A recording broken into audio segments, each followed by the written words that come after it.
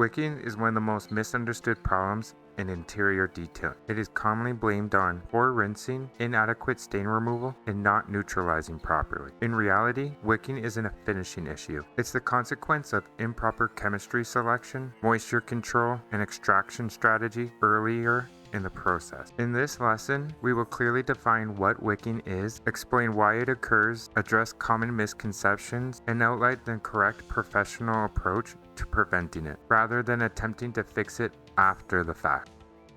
Wicking is a physical process known as capillary action. It occurs when liquid trapped beneath the surface migrates upward through the fibers as the surface dries. As the liquid moves, it carries dissolved contaminations with it. When evaporation occurs at the surface, those contaminants are left behind, reforming a visible stain. It's important to clarify, the stain itself does not come back. The contamination was never fully removed. It was redistributed and later redeposited. This is why stains often disappear while wet, only to reappear hours or days later when drying is complete. In most upholstery-related wicking cases, the visible stain on the surface only represents a fraction of the actual contamination. Liquids introduced to the seat, whether spills, body oils, or cleaning solutions, typically penetrate through the fabric layer into the underlying foam and spread laterally within the cushion. As soon as contamination reaches the foam, surface cleaning is inefficient. Aggressive agitation or excess liquid doesn't remove contamination, it drives it deeper. This distinction is critical. Surface appearance does not mean contamination removed. Visual improvement during the cleaning process does not equal success. Many commonly recommended solutions for wicking are ineffective or counterproductive. Rinsing. Adding additional liquid increases the volume of dissolved contamination within the foam. As the seat dries, the capillary action intensifies, often resulting in a more pronounced reappearance of stains. Acid or peroxide rinses. These products may temporarily alter stain appearance through chemical reaction, but they do not remove contaminant. Once drying occurs, residue remains and wicking continues. Steam. Steam introduces moisture and heat simultaneously.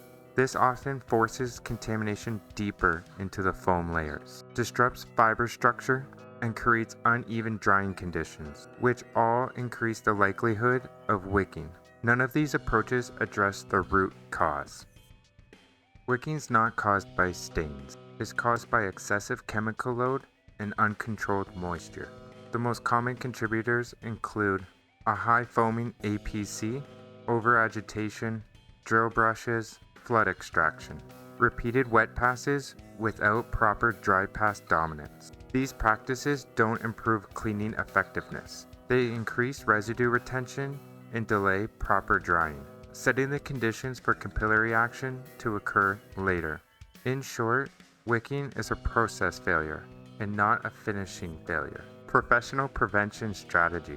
Preventing wicking requires controlling the process before moisture migration occurs. Step 1.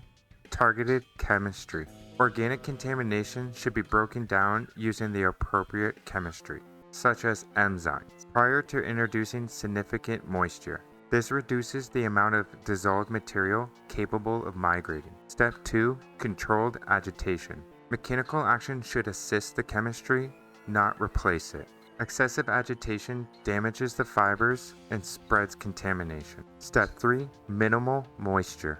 Only enough liquid should be used to suspend and transport contamination, not saturate foam. Step 4. Extraction priority.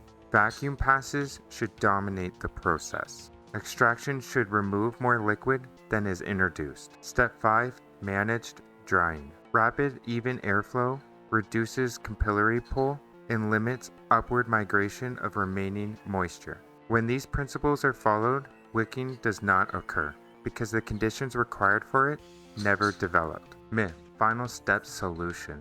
There is no product or rinse capable of fixing wicking at the final stage. If a stain reappears after drying, it indicates one of two errors. 1. Contamination was never fully removed. 2.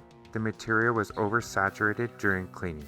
Any method that appears to solve wicking without addressing one of these issues is only masking the problem temporarily.